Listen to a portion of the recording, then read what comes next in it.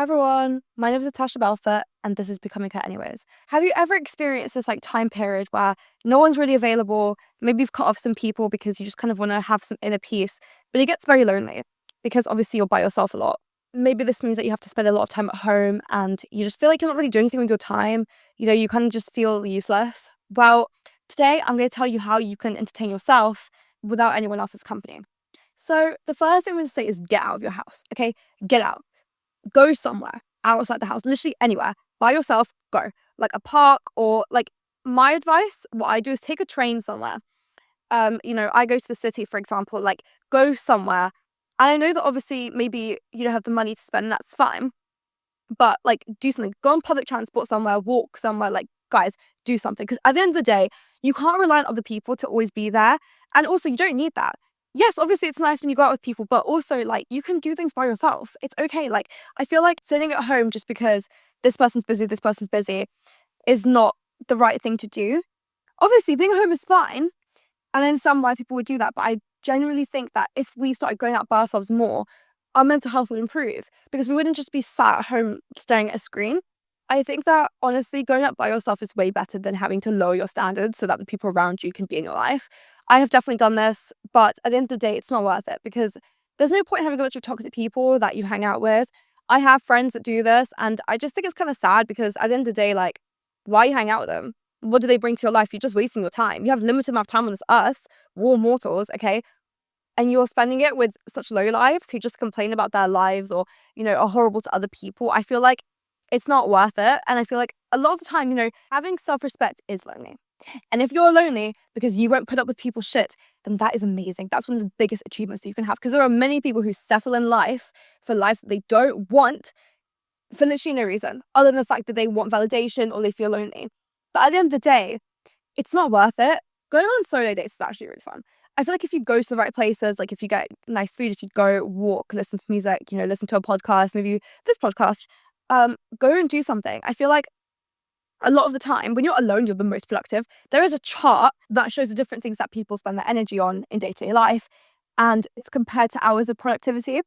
And people who spend more time alone are more productive. See, for example, if I had been with a friend when I was on my solo date, I might never have started this podcast. But it was because I was walking by myself in a major capital city that I was like, wait, I actually should start a podcast.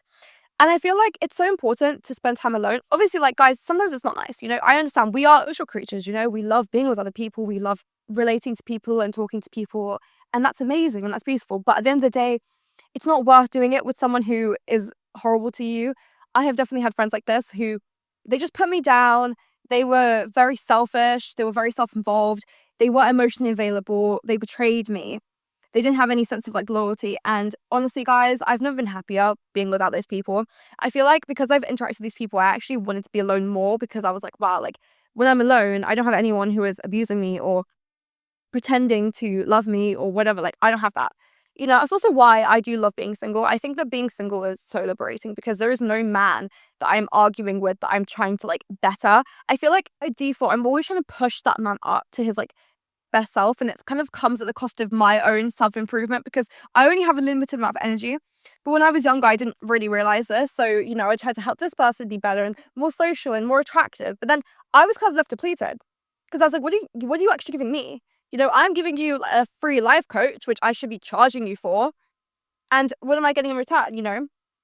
I think that at the end of the day, the best self-improvement I ever did was when I was alone. The happiest I ever am, honestly, it's either when I'm with my best friend or I'm alone in my house because I hate people coming into my space. I hate people screaming and shouting, and the people around me have always been like this. I always grew up in households where everyone screamed and shouts, and obviously because I was in that household, I would also take part in this behavior.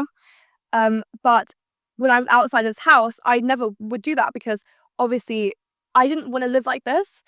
I feel like it's difficult because some of the most toxic people that you'll ever meet will be your own family. This has definitely happened to me. And honestly, guys, it's difficult sometimes to kind of just get over it and move on. And I do find myself being quite emotional, especially when I'm in my family home. It is quite difficult. These people take a lot of energy for me to get along with them.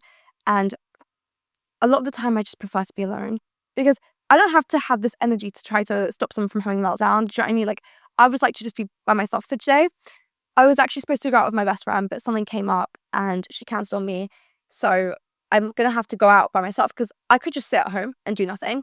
But you know what? It's summer. And it's literally the last time I'll have before I go back to university. So I need to enjoy this time. Just because she cancelled on me doesn't mean I can't have fun.